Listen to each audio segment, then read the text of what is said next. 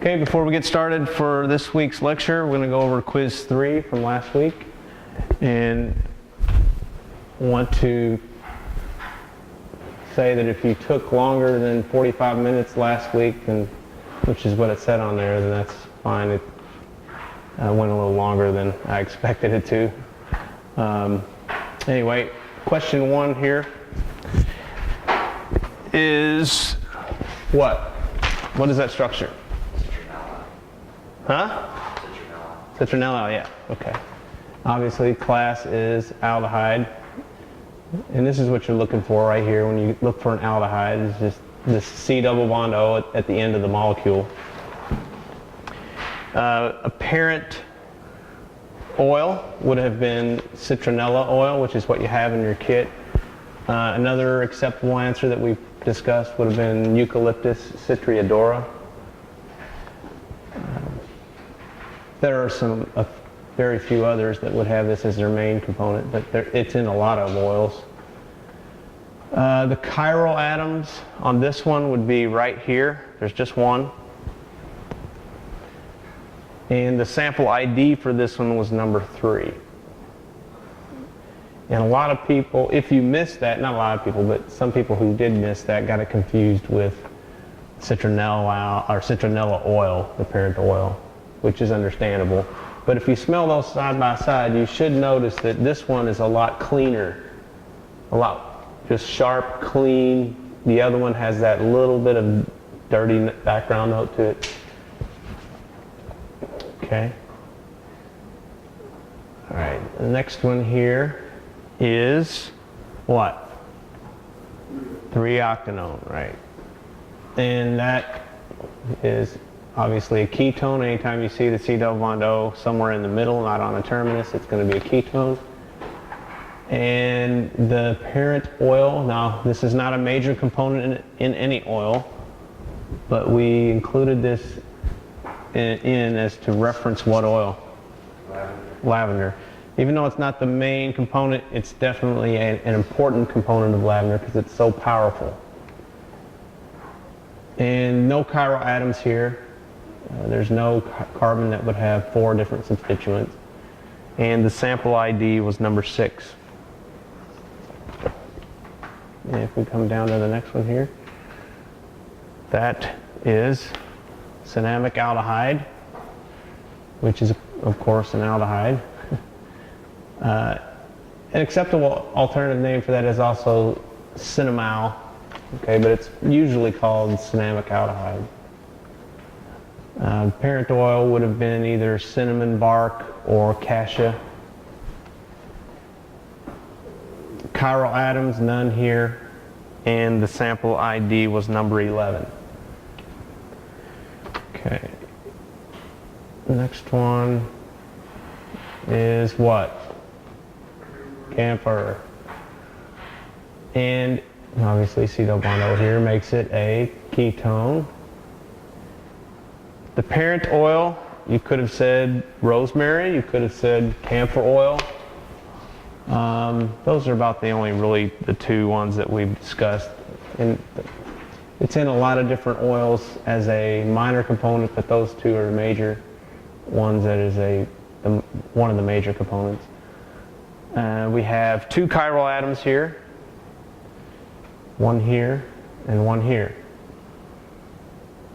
Now, some people are still putting chiral markers like places like here, and we got to get past doing that kind of stuff. And I wish I think some of them are not here, but anytime again you have a double bond, you cannot possibly have a chiral center. The sample ID is number 2.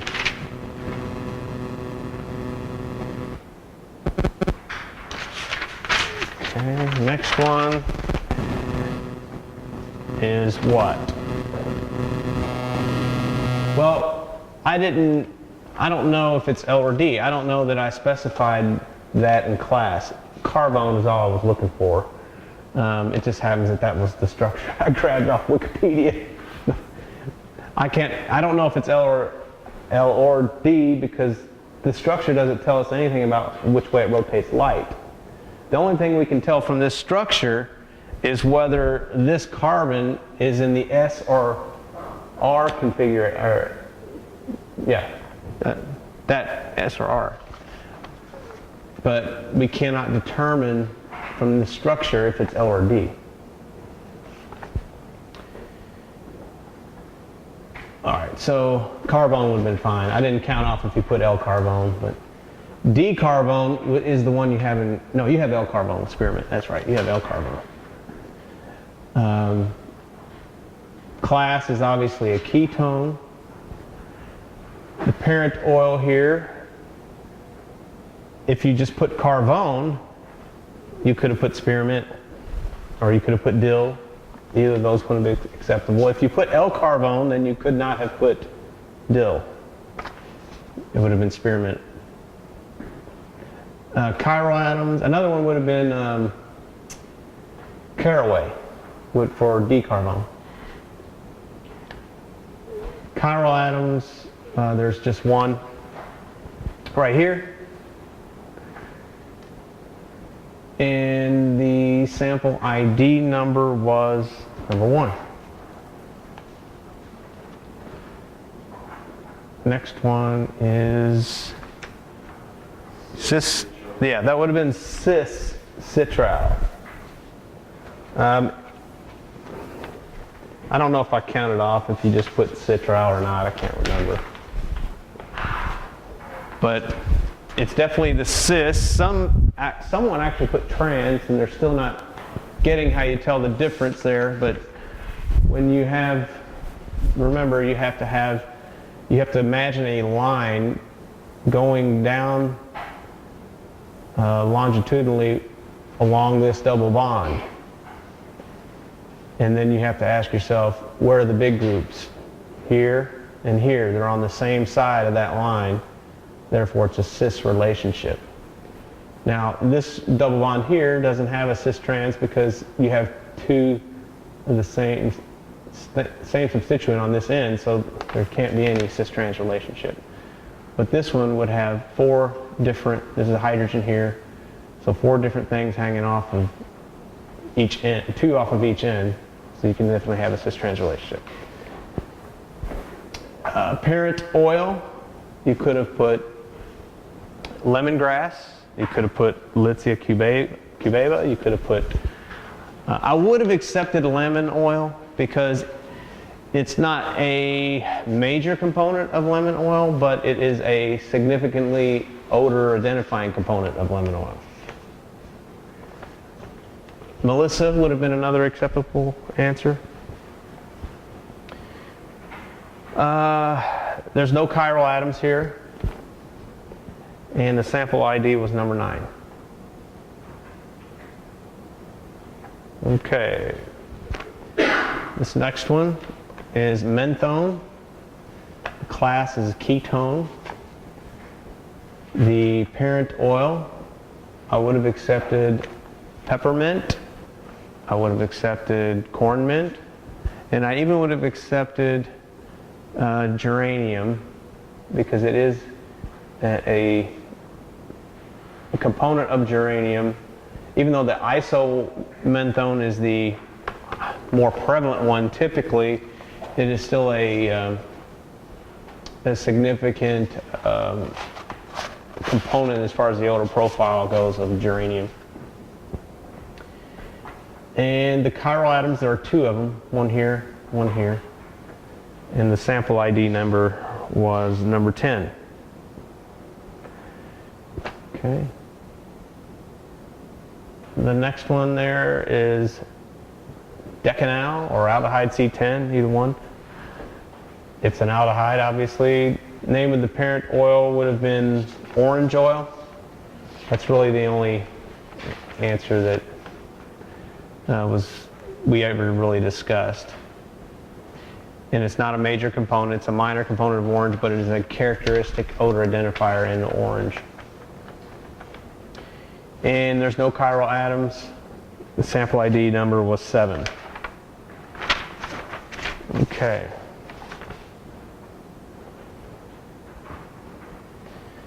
The most common aldehyde found in essential oils is, formaldehyde. Formaldehyde is not in any essential oil. Formaldehyde is the simplest aldehyde. Yeah, citral, which is actually not one aldehyde, but always when we say citral, we're referring to the combination of cis and trans citral, which is nearal and geranio. The most, number 42 there, the most common ketone would have been what? Camphor, right? And number 43, for some reason, almost everyone missed this. A couple people got it right. Good job if you got it right. You were paying attention. Carrier oils. The first thing that comes to your mind when you think of a carrier oil, always fatty acid triglyceride. That is what they're made up of. Most of them, almost all of them. There's some exceptions, but most all of them are fatty acid triglycerides. If you just put triglycerides, I accepted it. But if you put fatty acid, I did not. Because there's no fatty acids. Fatty acids would actually have somewhat of an odor if they're just the acid component, and they would actually probably burn a little bit on your skin.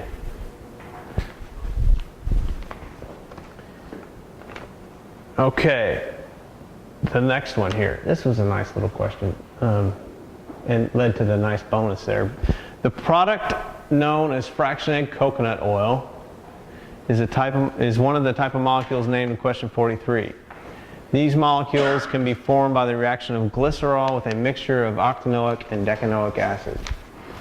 Draw the structure of one example, several are possible, of a molecule that would be formed in this reaction. All right, so I'm going to pull this up right now. Go to the board. We're going to need the board for this.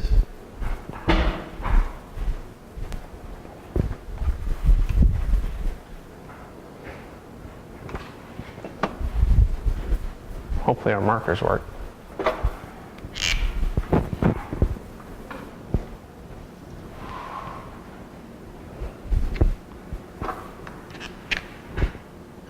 Alright, that'll work. So we've got glycerol, which is, if you wanted to do the skeletal structure of, which I like better, would be CH2 or CHOH and CH2 OH, CH2 OH. Right? Yeah. Every week we have this problem.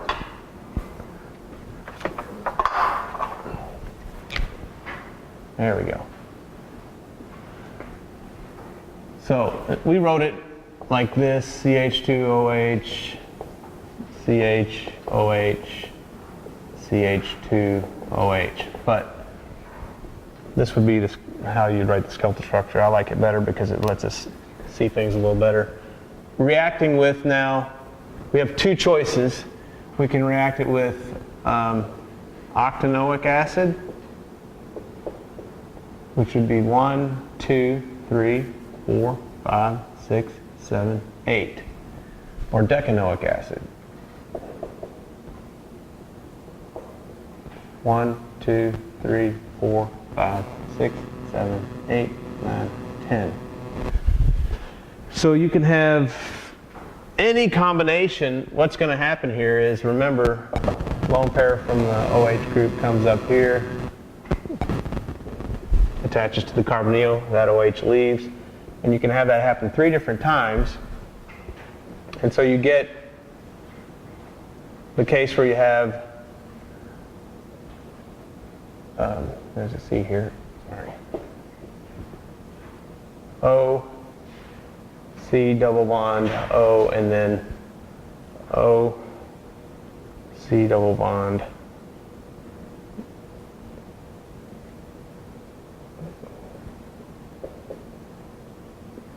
And we can have any combination where these came from either the C10 acid or the C8 acid. So it could be, let's say all three were C8. 1, 2, 3, 4, 5, 6, 7, 8.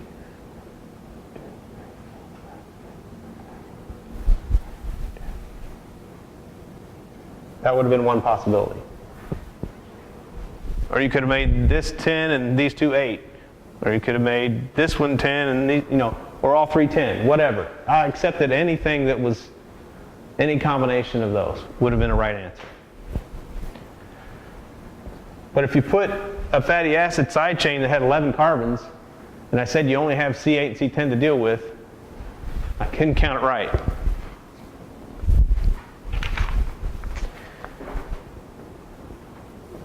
Now, I'm going to leave this up. And 45 through 50, just quickly go over that.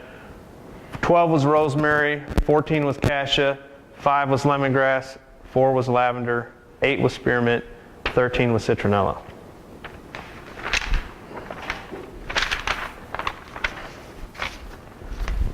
Now, for the bonus. I actually wrote this out somewhere. I don't know where. Anyway, I made this up. And look, when I do these bonuses, a lot of times I make them up, like right before the test, or even sometimes even during the test. If you notice that when I write them on the board. So I don't know. I don't even know the answer when I make it up. So I didn't know where. But this actually turned out to be a really good question for more than one reason. When we actually play it out. Nobody got it all right.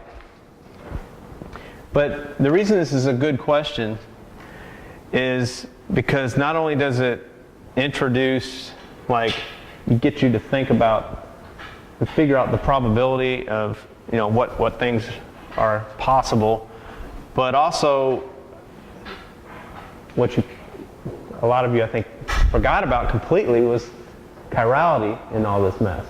Okay? So I asked basically how many different possible products would be formed from this reaction when you only have C8 and C10 fatty acids to deal with. Okay? And so what we got here is, I'm just going to draw this base structure. And I'm just going to abbreviate, say, F for fatty acid, and I'm going to put the number of carbons in the fatty acid here. Remember, we have an H here, and H, H, H, H. So we could have possibility number 1, where we would have, let's say, all 8. Let's just use oct for octanoic, O, O, and O. Okay? The second possibility would be where we could have, say, this one was dec, and this was oct and oct. Then the third possibility could be, say, where we had 2 decs and 1 oct. And then we could have all 3 dec. Okay? And then we could have, say, DDO. No, we already have that one. Let's take O, O, D. But remember now, if you flip the molecule around, this, I'm going to say this with an asterisk. Some people didn't realize this is the same as this, right? On the surface, and let me explain that a little bit later. So these two are the same. So then you have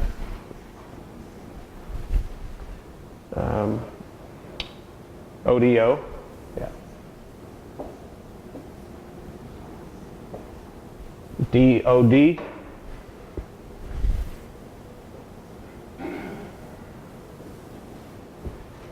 And then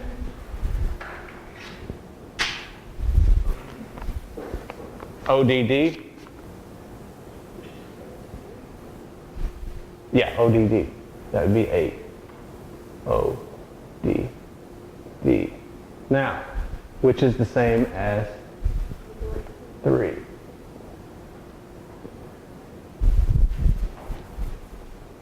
Okay.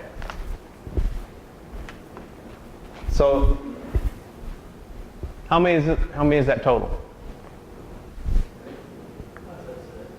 6 total.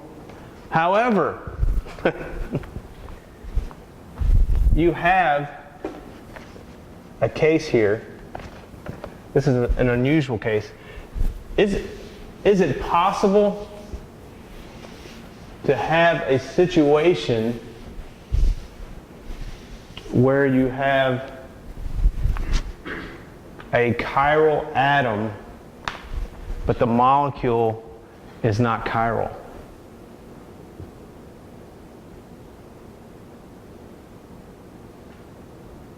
You have to leave them on that. They'll play the same game. Right. And this does, right? Because, look here. This carbon is chiral. But as long as these groups, well, I want to say this the right way. I had this all worked out. As long as you have, the same group on each side, right. As long as you had like oct, and this one is D, or the oct, or the DDD, or the ODO, or the DOD. All of those have no enantiomers, even though they have a chiral center, because you have an axis of rotation, right? If you don't see that, I can show you how that works. But you have to remember, here's what we have basically. I'll boil it down to this. You have a carbon, and then you have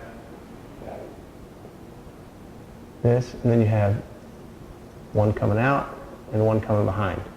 And let's say on this carbon, this one you have the H, and then let's just say you had the oct here, and then this was D and D. Now, this is a chiral atom, but if you draw its mirror image,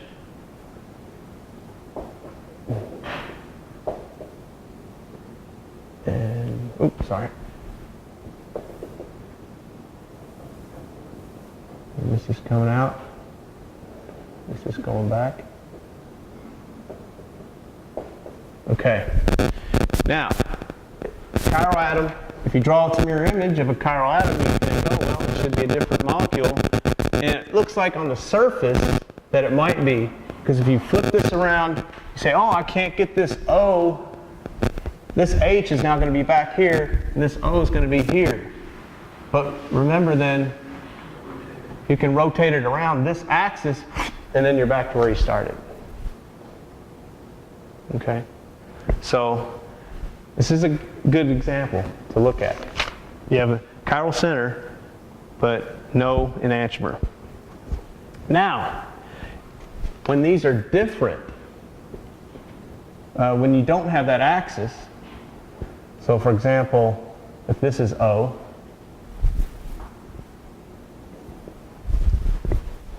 now you do have an enantiomer, because when I draw that mirror image, when I flip this around, this H goes back, the O's out here. Now I can't rotate around that axis to get back where I was. So it has a true enantiomer. So this one's achiral. This one would have an enantiomer. So I'll just put a star here. This one would have an enantiomer.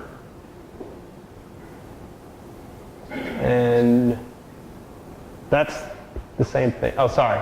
Yeah, that's the same thing as that one. So that would be, it's an enantiomer. And DOO, that's that one. No, sorry. ODD.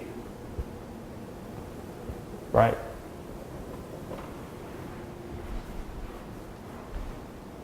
That would have an enantiomer.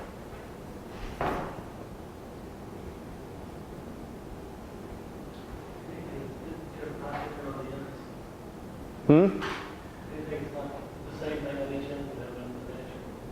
Correct. But see, we said even though this is the same, it's, yeah. So what I want to say here. So we eliminate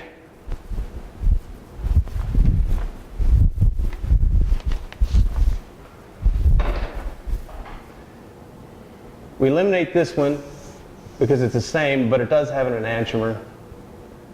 And we eliminated this one because it's the same, but it does have an enantiomer. Pardon?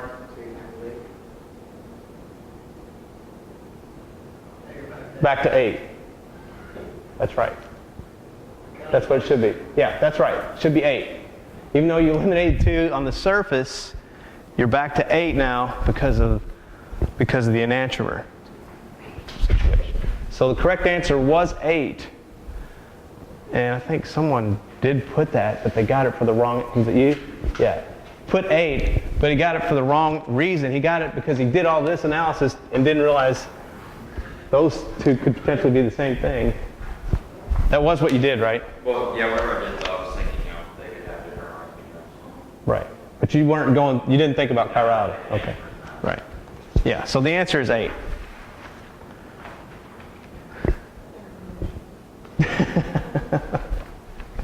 Yeah, Sarah saw that those 2 were the same, that you can flip them around, and then, but then forgot about the enantiomers.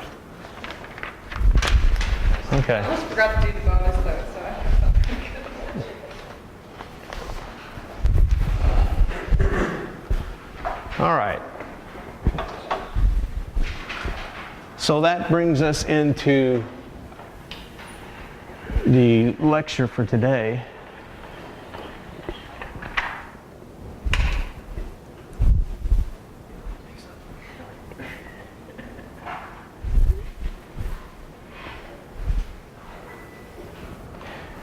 And it's a good entry point because today our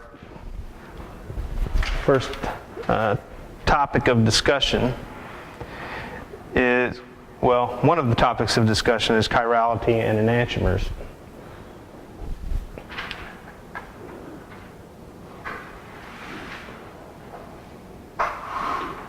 Okay.